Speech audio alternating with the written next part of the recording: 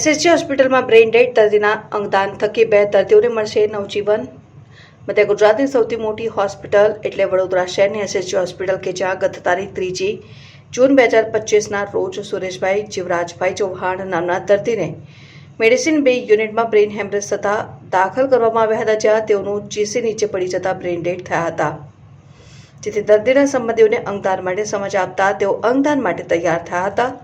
Brain dead દર્દીના પત્ની જ્યોતિબેન, પુત્રો અમિતભાઈ તથા લલિતભાઈએ અંગદાન માટે સંમતિ આપી અને ત્યારબાદ સમગ્ર પ્રક્રિયા પૂર્ણ કરીને 5મી જૂન 2025ના રોજ તમામ ઔપચારિક પૂરી કરી અંગદાન ટીમ સાથે સંકલન કરીને તમામ કામગીરી પૂરી પાડવામાં આવી હતી અને દર્દીના લીવર અને કોર્નિયા મેળવવામાં આવ્યા હતા। આ સમયે doctor Ajay, doctor Deep, doctor Divakar, medicine બે યુનિટ,